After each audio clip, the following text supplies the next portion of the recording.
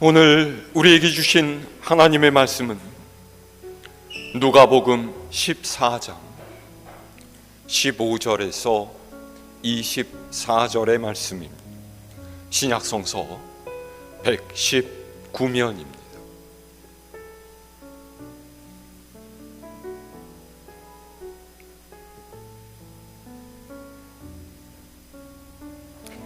봉독하겠습니다.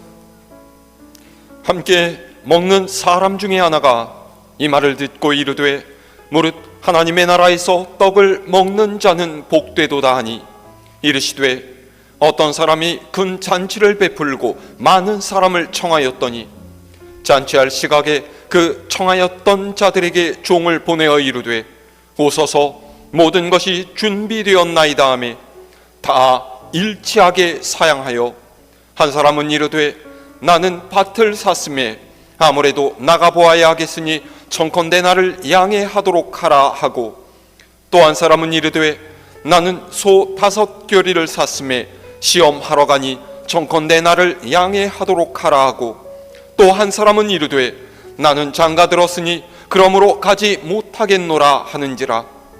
종이 돌아와 주인에게 그대로 고하니 이에 집주인이 노하여 그 종에게 이르되 빨리 시내의 거리와 골목으로 나가서 가난한 자들과 몸 불편한 자들과 맹인들과 저는 자들을 데려오라 하니라.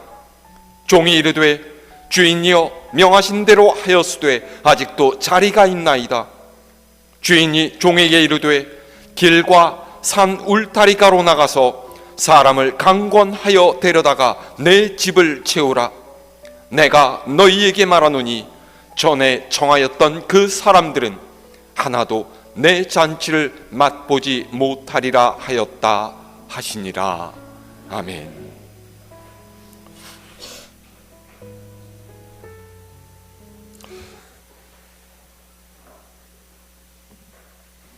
아마 컴퓨터나 핸드폰으로 인터넷 뉴스를 보시는 분들은 아시겠습니다마는 뉴스 기사 아래쪽을 보면은요, 그 기사를 읽은 사람들이 자신의 의견을 개진할 수 있는 댓글란이 있습니다.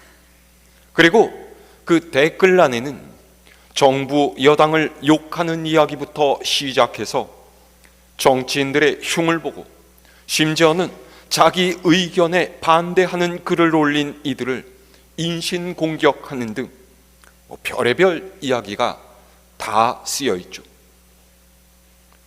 문제는 이들이 그렇게 생각하고 말하는 것이 올바른 사실에 근거한 게 아닌 경우가 대부분이라는 것입니다. 아까 우리 장로님도 기도하셨지만은 출처를 알 수 없는 뜬소문부터 왼쪽이나 오른쪽으로 심각하게 기울어진 잘못된 생각을 옳다고 확신하면서 절대로 자기 주장을 굽히지 않는 사람들이 얼마나 많은지 모릅니다. 이런 이들의 이야기를 보면은 마음이 참 답답하고 피곤해집니다. 세상에서 가장 힘든 일 중에 하나가 잘못된 확신에 빠져 있는 이들과 대화하는 거예요. 그런데 사실 믿는 사람들 중에도 이런 잘못된 확신에 빠져 있는 사람들이 적지 않습니다. 진실로 하나님을 섬기지 않으면서 말씀에 어긋난 신앙생활을 하고 있으면서 자신이 올바른 믿음의 길을 가고 있느라 확신하고 있는 사람들이죠. 목사가 가서 좋게 타일러도 소용이 없습니다. 오히려 자신이 맞는데 목사님이 이상하다고, 목사님이 틀렸다라고 그렇게 이야기하죠. 아마 이런 사람들은 예수님께서 오셔서 말씀하셔도 듣지 않을 거예요. 이런 잘못된 믿음에 빠져 있으면 자신뿐만 아니라 주변의 사람들까지도 해치게 되는 법입니다.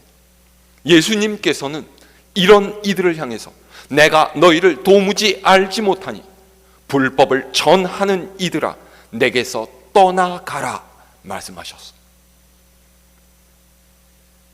오늘 우리가 읽은 성경 말씀은 바로 이런 사람들에게 전하시는 예수님의 비유입니다.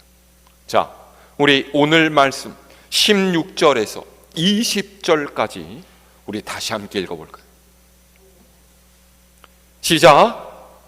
이르시되 어떤 사람이 큰 잔치를 베풀고 많은 사람을 청하였더니 잔치할 시각에 그 청하였던 자들에게 종을 보내어 이르되 오소서 모든 것이 준비되었나이다 하매 다 일치하게 사양하여 한 사람은 이르되 나는 밭을 샀음에 아무래도 나가 보아야 하겠으니 청컨대 나를 양해하도록 하라 하고 또 한 사람은 이르되 나는 소 5겨리를 샀음에 시험하러 가니 청컨대 나를 양해하도록 하라 하고 또 한 사람은 이르되 나는 장가 들었으니 그러므로 가지 못하겠노라 하는지라.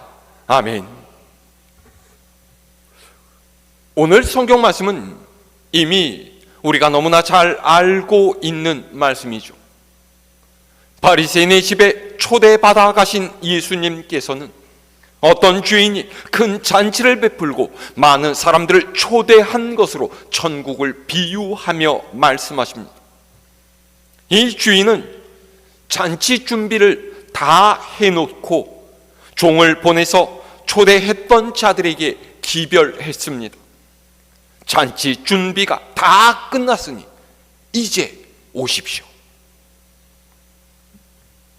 그런데 초대를 받고 오겠노라 약속했던 사람들이 막상 잔치가 시작할 때가 되니까 다른 이야기들을 해요. 뭐라고 했죠? 나는 새로 산 밭을 보러 가야 하니 못 가겠다. 나는 소 5마리를 사서 시험하러 가야 하니 못 가겠다. 나는 장가 들어서 아내를 혼자 놓아두고 갈 수 없으니 못 가겠다. 저마다 핑계를 댄 것이죠. 여러분, 이 핑계에 대해서 어떻게 생각하십니까? 이 3가지 변명은 모두 내가 피치 못할 사정이 있어서 갈 수가 없다라는 뜻이 아니에요. 눈치가 있으면 내가 가기 싫은 것을 좀 알아먹어라, 이런 뜻이죠. 여러분, 이 변명들 보세요. 밭을 샀는데 그 땅이 좋은 땅인지 나쁜 땅인지 보지도 않고 사는 사람이 있겠습니까? 소도 마찬가지예요. 여기서 소를 시험한다라는 말은 원어상 검사하다, 조사하다라는 뜻이죠. 아니, 소가 건강하고 멀쩡해서 일을 잘 할 수 있는지 살펴보지도 않고 사는 사람이 세상 어디 있겠습니까? 마지막 변명은 뭐라고 했죠? 내가 장가 들었기 때문에 갈 수 없다라는 거예요. 이 이유의 근거는 남자가 결혼한 후 1년간은 군대라든지 혹은 국가의 어떤 노역에서 면제되는 것을 보장하는 신명기 24장의 율법입니다. 가장이 집안의 대를 이을 후사를 남기지 못하고 뜻밖의 사고 등으로 죽게 되는 것을 피하기 위한 법이었죠. 하지만 이 율법이 잔치나 장례식 같은 사회적인 관례까지도 참석하지 못하게 하는 것은 아니었어요. 그러니까 한마디로 말해서 이들 모르든 참 비루한 핑계를 대면서 가기를 완곡하게 거절하고 있는 거죠. 이런 말도 안 되는 핑계를 들은 종은 이들의 태도를 주인에게 사실대로 고했습니다. 자, 주인의 반응이 어떻습니까? 21절의 말씀 함께 읽습니다. 시작. 종이 돌아와 주인에게 그대로 고하니 이에 집주인이 노하여 그 종에게 이르되 빨리 시내의 거리와 골목으로 나가서 가난한 자들과 몸 불편한 자들과 맹인들과 저는 자들을 데려오라 하니라. 아멘. 잔치를 정성껏 준비했던 주인은 매우 화가 났습니다. 그래서 종에게 시내의 거리와 골목으로 가서 가난한 자들과 몸 불편한 자들, 맹인들과 다리 저는 자들을 데려오라고 하죠. 그들이라도 잔치 자리에 앉혀서 잔치를 열겠다라는 거예요. 당연히 그렇지 않겠습니까? 주인이 이 잔치를 열기 위해서 드린 수고와 정성이 얼마나 크겠습니까? 그 장만한 음식들 다 어떻게 하겠어요?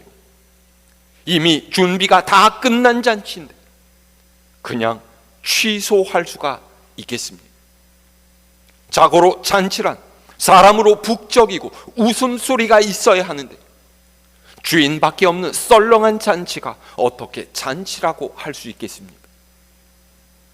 그래서 주인은 종에게 밖으로 나가서 가난한 사람들과 몸 불편한 자들, 맹인들과 다리 저는 사람들을 데려다가 잔치에 참석시키라 명령했어요. 왜냐하면 그렇게 잔치에 초대된 사람들은 앞서 초대된 이들과 비교해 볼 때 자격 없고 부족한 사람들이기에 잔치에 참석하게 된 것을 기뻐하면서 너나 할 것 없이 오게 될 것이기 때문이죠.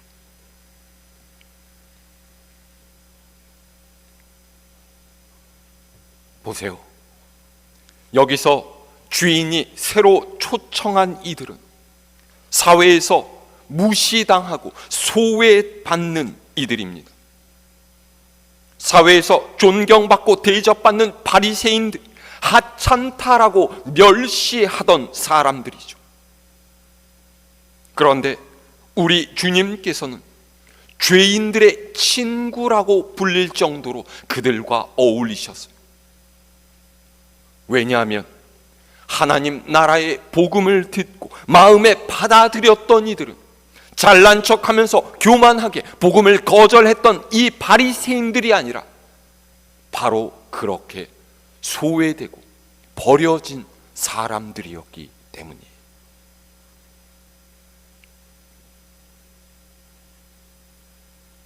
자, 그런데 문제가 생겼습니다. 무슨 문제죠? 22절 말씀 읽어볼까? 시작. 종이 이르되 주인이여 명하신 대로 하였으되 아직도 자리가 있나이다. 종이 주인에게 뭐라고 합니까?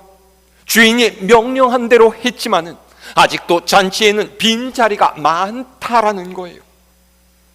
이 말은 주인이 준비한 잔치의 규모가 굉장히 크다라는 것을 나타내고 있습니다. 이 말이 의미하는 것 무엇인지 아시겠습니까? 유대인들은요, 하나님 나라에 들어갈 수 있는 사람이 한정되어 있다라고 생각했어요. 그래서 하나님께서 선택하신 백성인 자기들만 그 나라에 들어갈 수 있다라고 여겼던 것이죠. 이런 유대인들의 사고가 전형적으로 나타난 이들이 바로 바리새인들입니다. 그래서 바리새인들은 병자를 향해서는 너희는 하나님께 저주받은 이들이라서 천국에 갈 수 없다라고 했고요, 세리와 창녀를 향해서는 너희는 죄인들이라서 천국에 갈 수 없다라고 멸시했죠. 오직 안식일을 지키며 때마다 11조를 드리고 금식하고 율법대로 행한 우리만 천국에 들어갈 수 있는 사람들이라고 뻐겼던 거예요. 이게 얼마나 큰 착각입니까? 복음은 특별한 사람들만이 받아들일 수 있는 것이 아닙니다. 누구든지 예수 믿으며 멸망하지 않고 영생을 얻는 것이 바로 복음이에요. 누구나 믿는 마음으로 성경을 읽으면 주님을 만날 수가 있습니다. 성령께서 그런 사람들의 눈을 여셔서 주님을 만나게 하시는 거죠. 하나님의 나라는 하나님을 바라고 그분의 말씀을 믿고 따르는 모든 이들에게 열려 있는 곳입니다. 자, 주인이 종의 말을 듣고 뭐라고 대답했습니까? 23절 말씀 함께 있습니다. 시작. 주인이 종에게 이르되 길과 산 울타리가로 나가서 사람을 강권하여 데려다가 내 집을 채우라. 아멘. 주인은 종에게 길과 산 울타리가로 나가서 사람을 강권해서 데려오라 라고 했습니다. 여기서 길이란 시내에 뻗어있는 길이 아닌 도시와 도시를 잇는 외곽 도로를 가리키고요, 산 울타리는 사람들이 사는 곳에 가장 바깥쪽에 쳐져 있는 울타리로 거주 지역과 야생 지역의 경계를 나타내는 것입니다. 다시 말해서 사람들이 많이 오가는 곳이 아니라 인적이 드문 외진 곳이란 뜻이죠. 거기까지 나가서라도 사람들을 모아서 데려오라라는 거예요.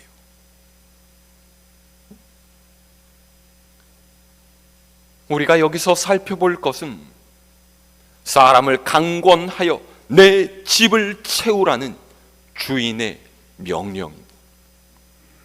강권하여라는 말은요, 강제로, 억지로라는 뜻이 아닙니다. 원어적인 의미로는 간절하게 청하다, 요구를 받아들이도록 거듭 청하다, 그런 뜻이에요. 그러니까 주인은요, 종에게 잔치 자리가 다 찰 때까지 네 모든 노력과 수고를 다해서 자리를 채워라, 그렇게 요구하고 있는 거예요.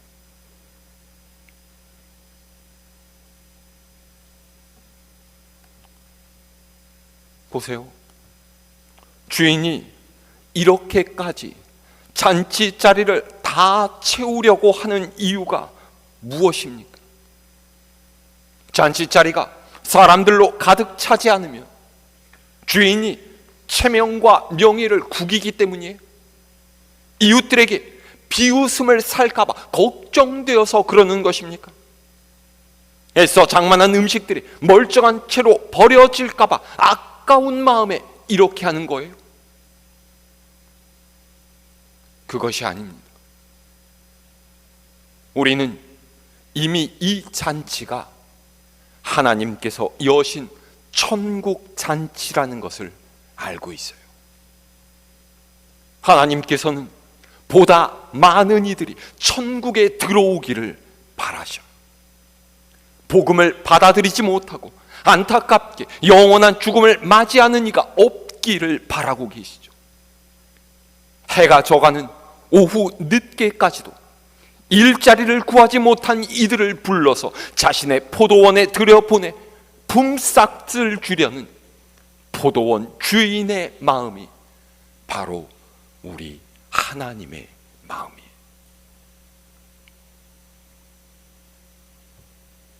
그런데 보세요. 이 천국 잔치에 들어가지 못하는 이들이 있습니다. 누구죠? 초대를 받고도 말도 안 되는 핑계를 대면서 잔치에 참석하기를 거부했던 사람들. 자, 24절 말씀 읽을까요? 시작. 내가 너희에게 말하노니 전에 청하였던 그 사람들은 하나도 내 잔치를 맛보지 못하리라 하였다 하시니라. 아멘. 여기서 전에 청했던 사람들이란 주님의 복음을 듣고도 그것을 거부했던 유대인들입니다. 하나님께서 보내신 메시아를 알아보지 못하고 낡은 모세의 율법에 붙들려서 주님을 받아들이지 않았던 이들이죠. 잔치에 들어갈 수 있는 초청장을 받아놓고도 그것을 구겨버리고 쓰레기통에 던져버린 이들을 향해서 너희는 한 사람도 내 잔치를 맛보지 못할 것이다, 하나님께서 말씀하세요.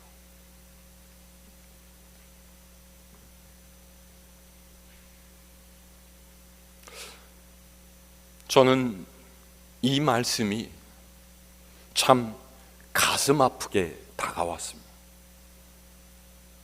잘못된 확신에 빠져서 참 생명을 걷어차 버린 이들, 하나님의 사랑과 은혜를 거부하고 멸망의 자리에 머물기를 바라는 이들, 얼마나 안타깝습니까?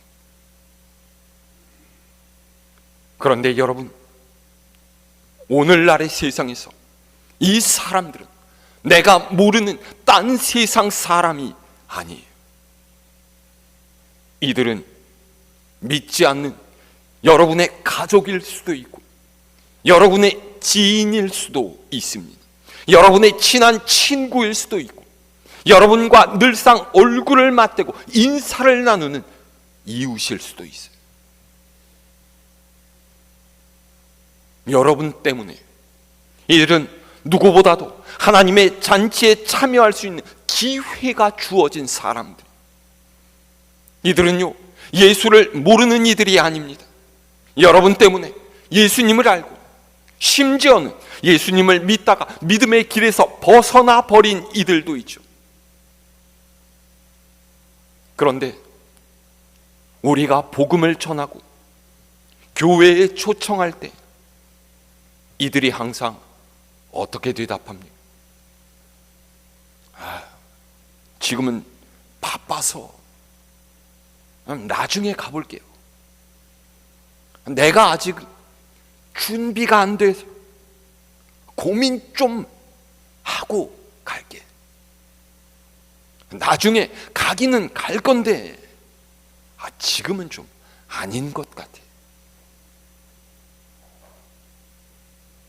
여러분, 이 대답이 안타깝지 않으십니까? 하나님께서 우리에게 허락하신 날들이 얼마나 될지 알 수 없는데, 언제 잔치에 참여할 수 있는 기회가 없어질지 모르는데, 그래, 언젠가는 예수 믿을 때가 되겠지, 그렇게 태평하게 놔두시겠습니다? 여러분의 남편이, 여러분의 자녀가, 여러분의 친구와 이웃이 하나님께 버림받고 잔치에 참여하지 못하게 돼도 괜찮습니까? 내 말 듣지 않는데 어떻게 하겠느냐고, 지 인생 지가 알아서 하는 거라고 그렇게 포기해도 되겠습니까?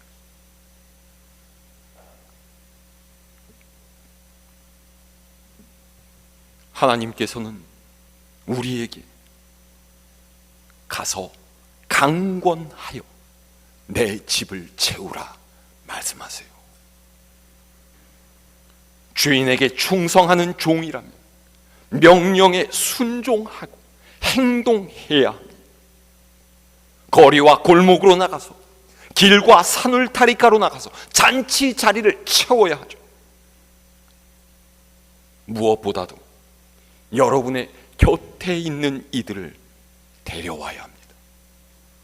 그것이 예수님을 믿는 이 믿음이 정말로 세상에서 가장 귀한 것이라고, 우리가 얻은 이 구원이 세상의 그 무엇과 바꿀 수 없는 것이라고, 이 믿음 때문에 내가 장차 천국에 들어갈 수 있다라고 믿는 사람의 할 일이에요.